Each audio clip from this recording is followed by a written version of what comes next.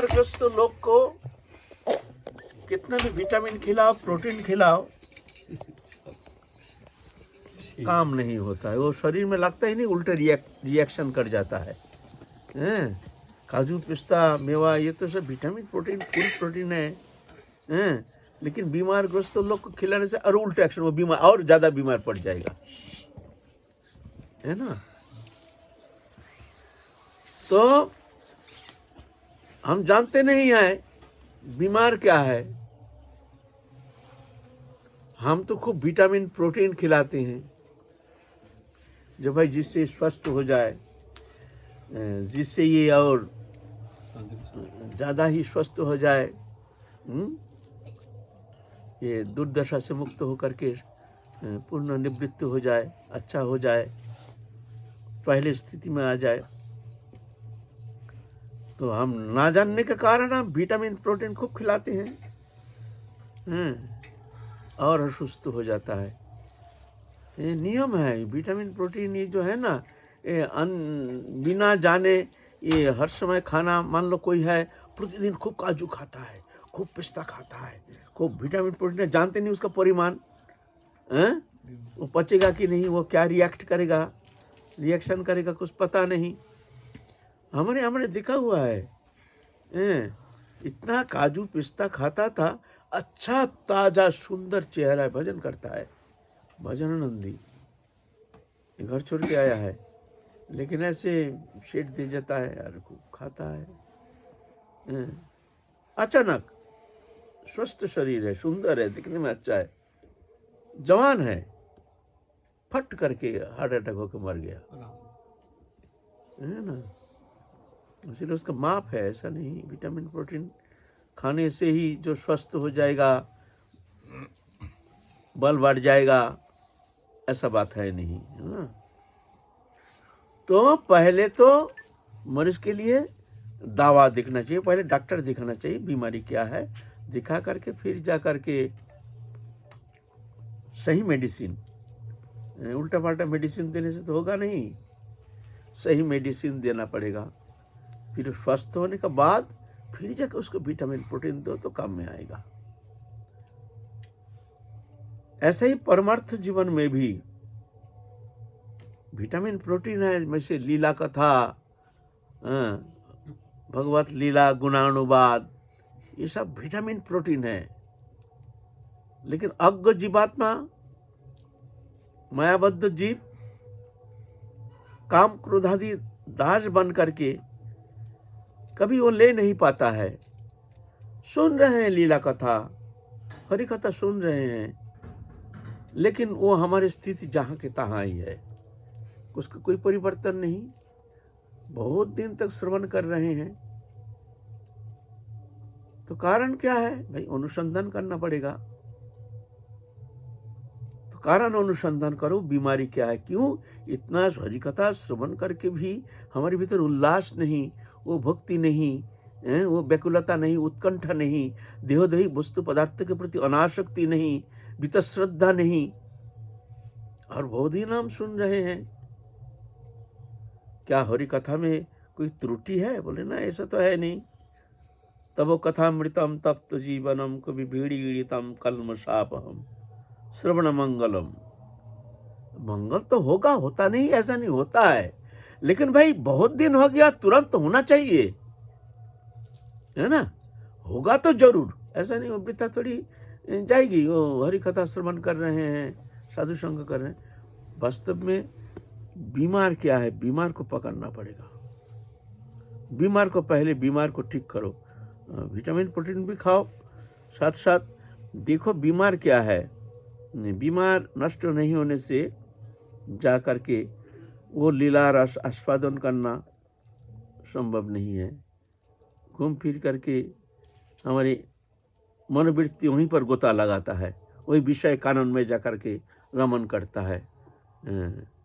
यह अज्ञान जातो अभिमान, हम जो कहे ना, ये अहंकार, ये अज्ञान जातो अभिमान, मैं मेरा, बस ये अभिमान, ये अहंकार, इस कारण देह अभिमान के कारण देहाशक्ति, देहाशक्ति के कारण भोगस्प्रिया, भोगस्प्रिया के कारण कर्मचेष्टा, कर्मचेष्टा के कारण नाना प्रकार उपाय अवलंबन, झूठ, छल कपट आदि आश्रय करते हैं, क्योंकि हमको पैसा चाहिए, हमको भोग निवृत्ति के लिए हमको बहुत सारे स्वाभाविक रूप से जब निवृत्ति नहीं होती है तो हमको कुछ उपाय अवलंबन करना पड़ता है। ऐसा देखा जाता है, बहुत सारे भक्त है हरि कथा तो सुनते हैं, भजन भी थोड़ा बहुत करते हैं, लेकिन छल कपट झूठ ये सब मुश्किल पड़ जाता है छोड़ना, मुश्किल हो जाता है ना। सब बहुत है ऐसे, लेकिन वो कोशिश करते हैं। लेकिन ये पकड़ना पड़ेगा बीमारी क्या है। तो बीमारी का जड़ है ये अहंकार। ये जाता नहीं, ये बड़ा खतरनाक है। इसलिए विद्वान जन जो है, जो समझ जाते हैं, वो पहले अभिमान को पकड़ते हैं, हम कहाँ फंसे हैं। कर्म करते हैं, कर्म से निवृत्ति नहीं, वही कर्म करते हैं, लेकिन हमारा जो आसक्ति का मूल कारण है देहोभिमान, अहंकार, मैं हूँ, मैं होने के कारण शरीर में मेरा बुद्धि, मैं हूँ शरीर, शरीर मैं होने का कारण शरीर संबंधी वस्तु स्त्री पुत्र कुटुंब ये मेरा है, स्त्री पुत्र कुटुंब परिवार ये मेरा होने का कारण इनको सुख के लिए चेष्टा, उनके सुख के लिए चेष्टा के कारण धन चाहिए, धन उपार्जन करते हैं तो जितना कमाते हैं उसमें होता नहीं, तो छल कपट आदि सब हमको अवलंबन करना पड़ता है। कोई ऑफिस अदालत में नौकरी करता है, वहाँ रिश्वत लेता है, कुछ करता है, भजन पे करता है, ऐसा नहीं, सब नहीं, माफ करना, हम सबको, सबके लिए ये कथा हम नहीं कह रहे हैं, हम जैसे कोई है ना। तो क्या करेंगे, तो अपने आसक्ति के कारण, आसक्ति निवृत्ति के लिए कर्म चेष्टा के कारण नाना प्रकार छल कपट आदि अवलंबन करना, और इस तरह से धीरे धीरे संसार चक्र में फंस जाता है। भजन भी करता है, लेकिन नाम मात्र, उसमें जीवन का कोई परिवर्तन विशेष कुछ देखने में आता नहीं है।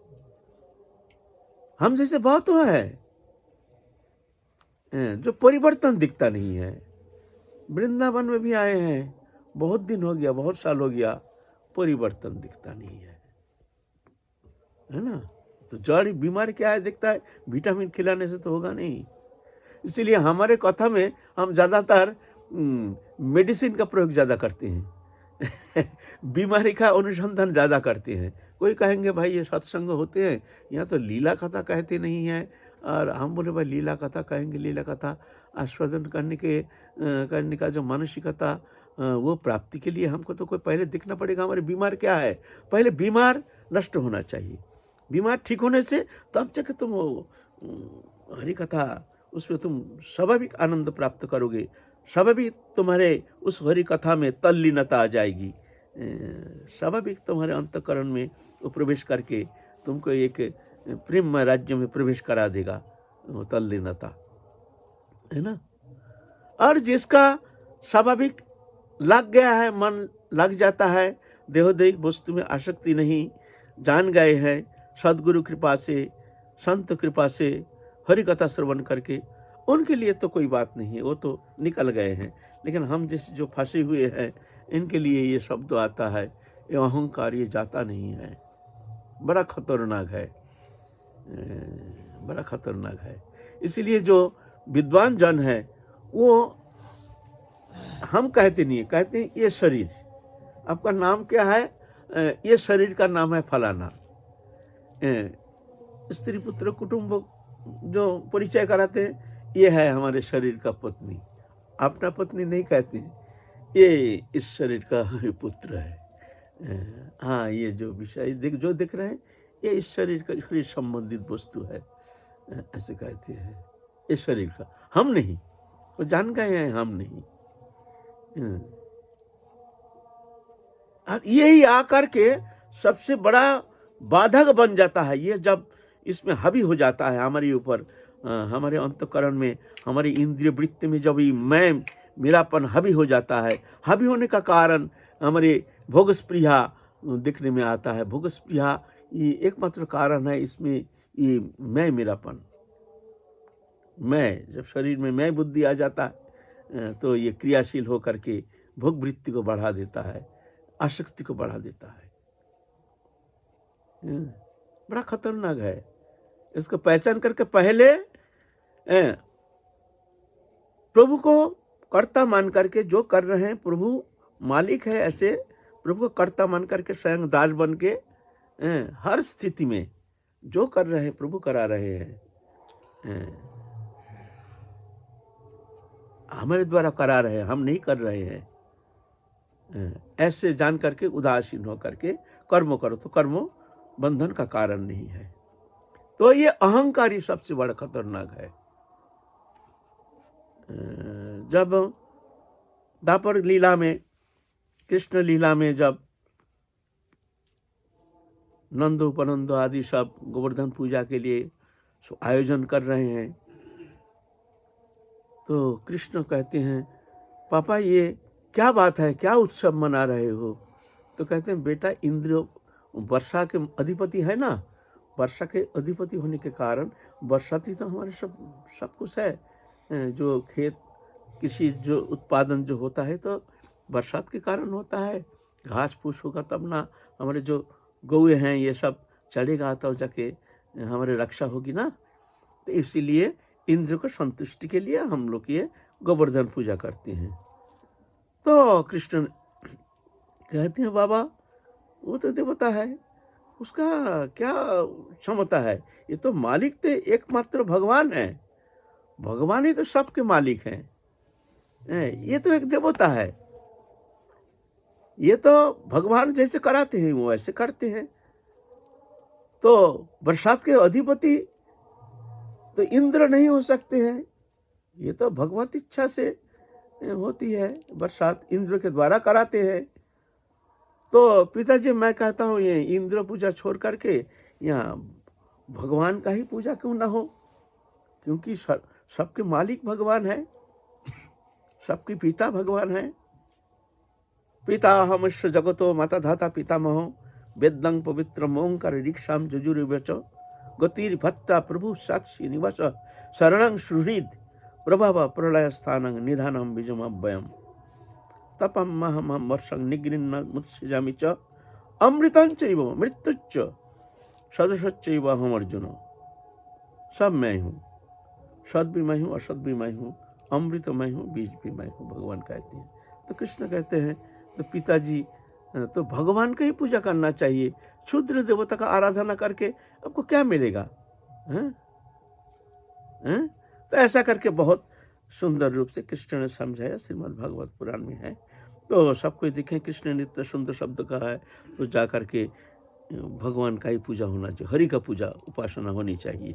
और गिरिराज साक्षात भगवान की मूर्ति है, चलो हम लोग गिरिराज का आराधना करेंगे। तो सब ब्रजवासी जितने सानंद उपनंद नंदो आदि जितना है सब मिल करके यही ठीक किए हैं, जब हम लोग गिरिराज उपासना करेंगे।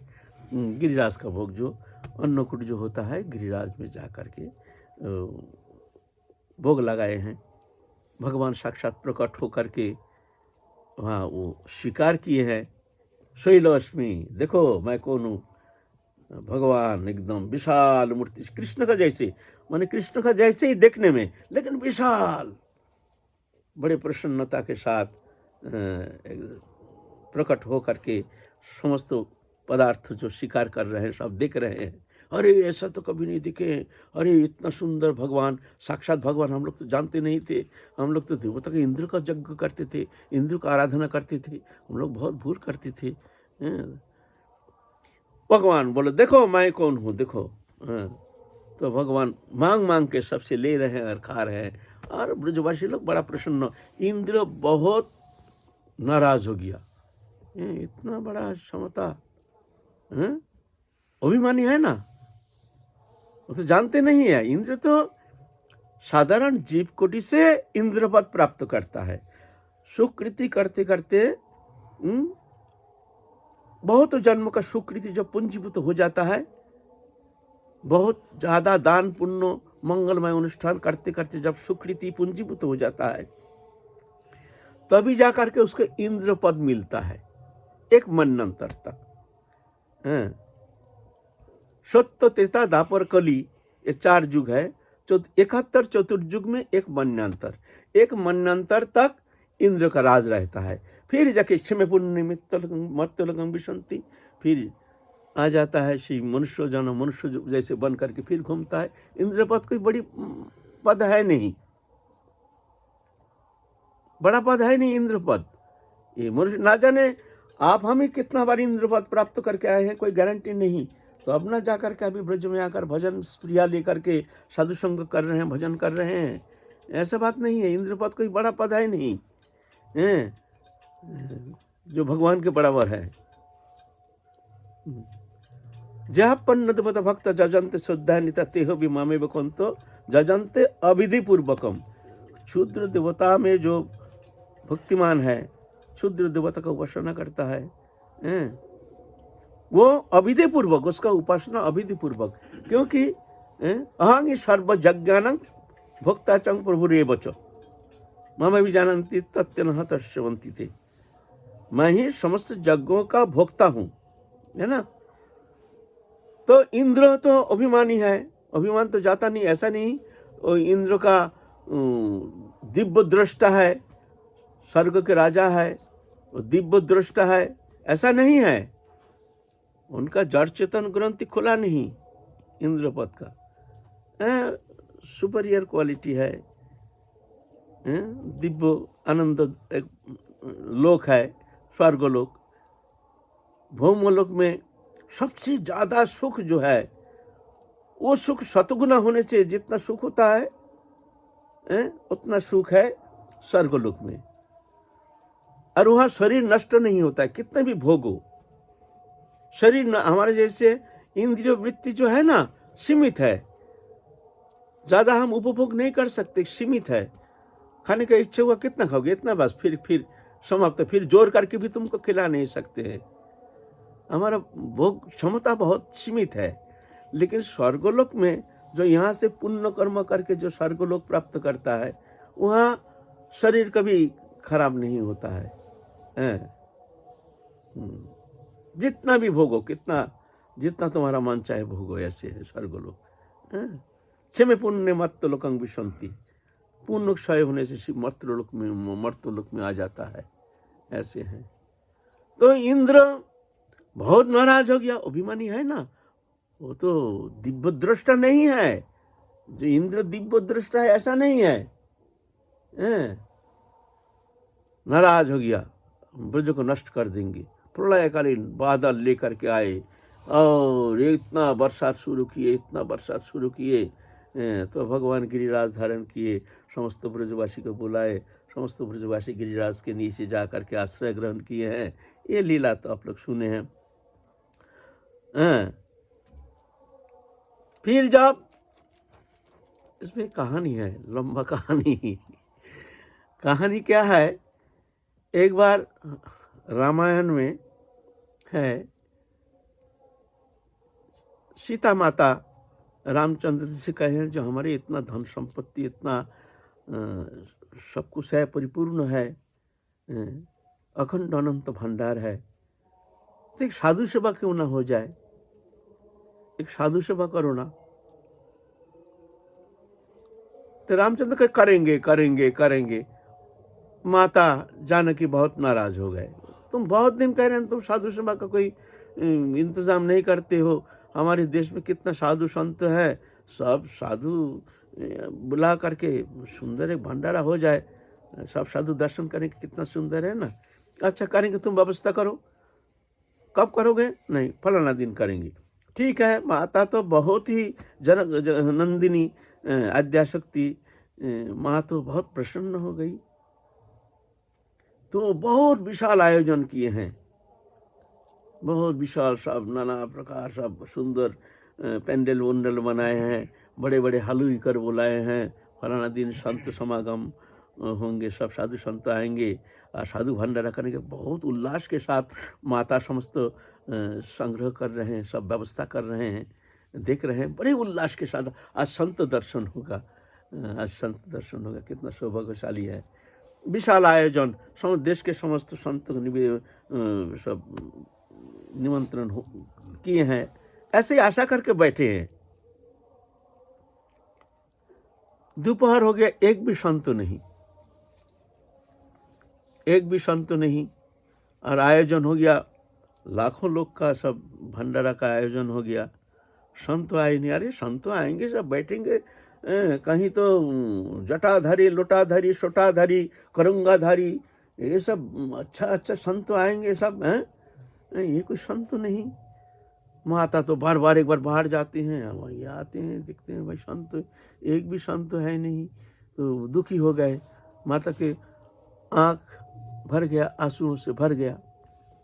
अरे यहाँ पे संत है नहीं एक भी, तो हम इतना दुर्भागा है।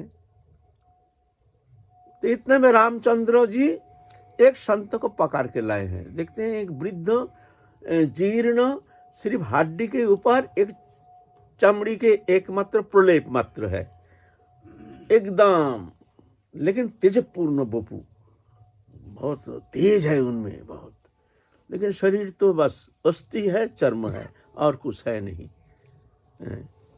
बोला ये तो लाए हैं, संत कहाँ? बोलती ये लाए हैं संत, तुम इनको प्रसाद पाओ। रो दिए हैं माता जानकी, हमने इतना लाखों लोग का आयोजन किए हैं और यहाँ एक संत को पकड़ के लाए हैं। ये तो 2 पूड़ी 1 कचौड़ी भी खा नहीं पाएगा, वृद्ध शरीर है। आधा कचौड़ी खा के छोड़ देंगे आधा, और 1 पूड़ी खा करके तो आधा छोड़ देंगे। हमारा इतना आयोजन क्या होगा? तो रामचंद्र जी कह रहे तुम चिंता मत करो, तुम बैठा दो ना, खिलाओ ना इनको। तो अगस्त जी को बैठा दिए हैं। माता जानकी अपने हाथ से खिलाएंगे, चलो।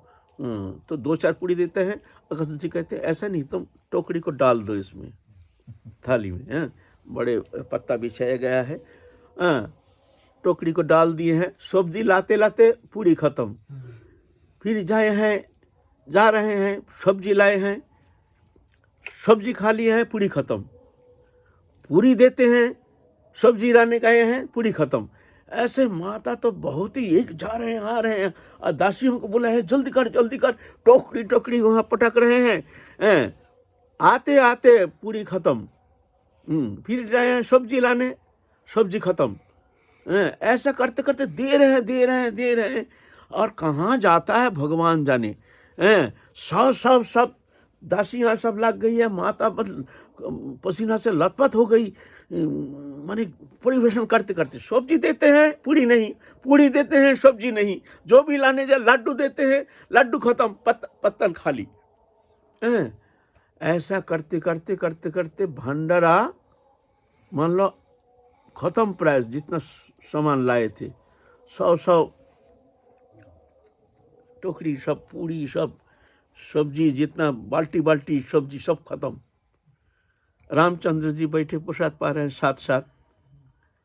अब माता चिंता कर रही है, जी तो मुश्किल हो गया, अब तो हमारा सामान ही खत्म होने वाला है, अब क्या करूं? रामचंद्र जी को कहते हैं इशारा से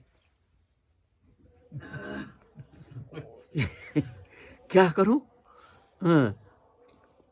तो बार बार माता जी कहते हैं बाबा पानी लाऊं, बाबा पानी लाऊं, माने पानी पीने से कुछ निवृत्ति होती है। तो अगस्त जी कहते हैं मैं ना पूरा खाने का बाद ही पानी पीता हूँ।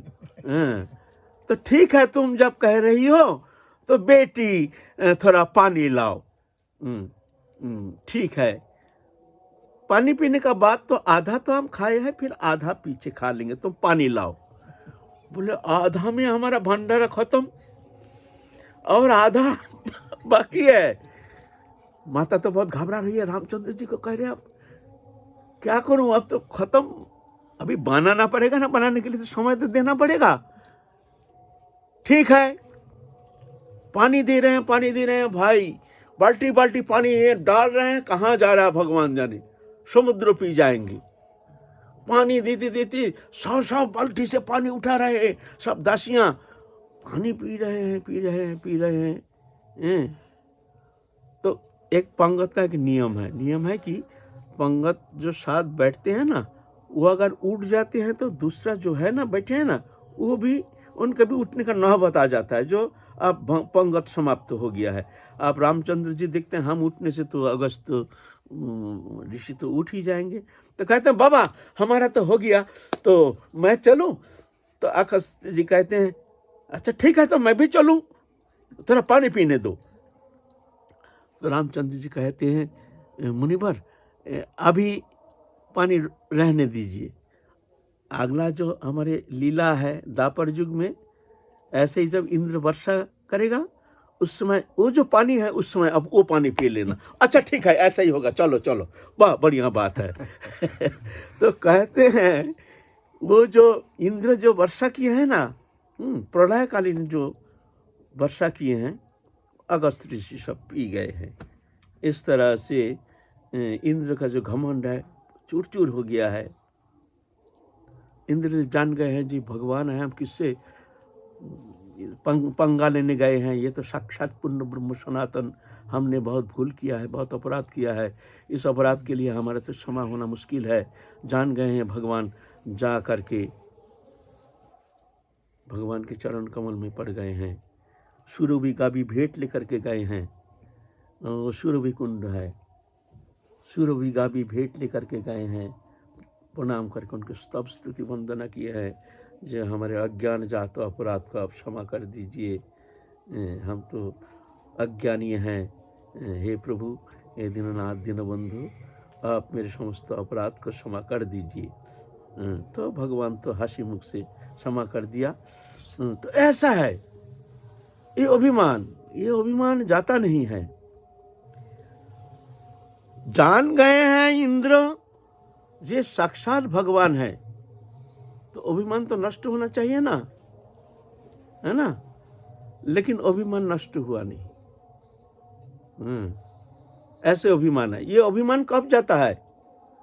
तो अभिमान जब जड़ चेतन ग्रंथि खुल जाता है, साक्षात भगवान का सानिध्य मिल जाता है, तभी जाकर के उसका जो ये अज्ञान जातो अभिमान है ये नष्ट होता है। नहीं तो ये ऐसे रहता है, समझ में नहीं आता। कभी तो मालूम होता है जो हमारे अंदर अभिमान है नहीं, हमारे अंदर बहुत दीनता है, विनम्रता है, लेकिन ना वो रह जाता है। कभी कभी संग दोष के कारण, विषय संसर्ग के कारण, विषय संपर्क के कारण वो अभिमान जाग जाता है। और अभिमान के कारण, अभिमान के साथ जो इसका जो प्रजा है, काम क्रोध लोभ मोह मद मत्सर, जो ये आ करके फिर घेर लेता है। पहले समझ में नहीं आता है, ऐसा मालूम होगा कि हमारे भीतर शायद अभिमान है नहीं, लेकिन ना वो बीज रूप में रहता है। जब भी पानी उसमें गिर जाता है तो फेफड़ा निकल जाता है। जैसे आप गिरिराज कहते हैं, बरसाना जाते हैं ना, देखते हैं ना चारों ओर गर्मी के समय सूखा, एकदम सूखा, बरसात के समय आइए एकदम हरा भरा घास, सुंदर, कितना सुंदर। वो हरा भरा कैसे हो गया? वहाँ कोई पौधारोपण किया है तो कैसे हो गया हरा भरा? नहीं, वो बरसात के समय जो फूलता है ना घास फूस, उसका बीज वहाँ गिर जाता है, गर्मी में सूख जाता है, सूख करके मिट्टी के साथ वो मिल जाता है। देखने में आता है जैसे कुछ है नहीं, लेकिन उसका बीज रह जाता है। जब बरसात गिरती है तो जा करके वो जा करके हरा भरा हो जाता है। ऐसे कभी कभी मालूम होता है जो हमारे अंदर अभिमान है नहीं, लेकिन विषय रूपी बरसात जब हो जाती है, संसर्ग जब हो जाता है, संपर्क जब हो जाता है, तो जाके वो फल फूल जाता है। तो जाके देखने में आता है, अरे ये कहाँ था? हमारे भीतर तो क्रोध नहीं था, हमारे भीतर तो काम नहीं था, हमारे भीतर तो ईर्ष्या नहीं था, ये कहाँ से आ गया? संसर्ग, संगं संजायति दोषा, विषय संसर्ग संपर्क में आकर के वो जाग जाता है। अब जब भक्त संग में रहता है, साधु संग में रहता है, तो जाके समझ में धीरे धीरे वो निस्तेज हो जाता है, शांत हो जाता है। कभी कभी मालूम होता है नहीं हमारा तो अभिमान है नहीं, वो जाएगा नहीं, जाता नहीं। काम क्रोध मद मत्सर भेका, इन्हीं के हर्ष पद वर्षा तो एका, रामचरितमानस में कहते हैं। काम क्रोध मद मत्सर भेका, ये काम क्रोध मद मत्सर्य जो है ना, ये मेढक के जैसे गर्मी के समय पता नहीं चलता है मेढक कहाँ है। इन्हीं के हर्ष पद बरसात एक है, जब बरसात के पानी गिरती है ना, तो जाके जहाँ पानी जम जाए तो कै को शुरू हो जाता है। ऐसे ही हमारे अंदर अभिमान है नहीं, काम क्रोध शायद है नहीं, हमारा मन तो बहुत शांत है, लेकिन ऐसे ही विषय रूप बरसात जब हो जाती है, अगर हो गया तो वही हमारे काम क्रोध लोभ कै को करके भीतर में अच्छा मानसिकता संपन्न भगवत भक्त दिखा गया है। संसार में जाकर के विषय संसर्ग के कारण पतन हो गया, भजन फजन छूट गया। अरे ये तो इतना भजनानंदी था, ये कैसे ये ऐसा हो गया संसर्ग। और ऐसा भी देखा गया है, बड़े बड़े दुष्ट साधु संग के कारण परम भक्त हो गया संग। तो ये अभिमान बहुत खतरनाक है, ख्याल रखना चाहिए। हमारे जो कर्म प्रवाह है, कर्म तो करना ही पड़ेगा, इससे तो मुक्त होना संभव नहीं है। जब तक शरीर है कर्म करना पड़ेगा। जो कर्तृत्व पर ना आ जाए, प्रभु को ही कर्ता मान करके दास बन कर तुम कर्म संपादन करने की कोशिश करो। ये हमारे भीतर जो बैठा हुआ है, ये जो अभिमान, ये जाग ना जाए, बड़ा खतरनाक है। इंद्र जैसे, हम काल बोलेंगे, आज तो समय नहीं। ये अभिमान कैसे है, काल फिर आलोचना करेंगे थोड़ा। जय गुरु जय।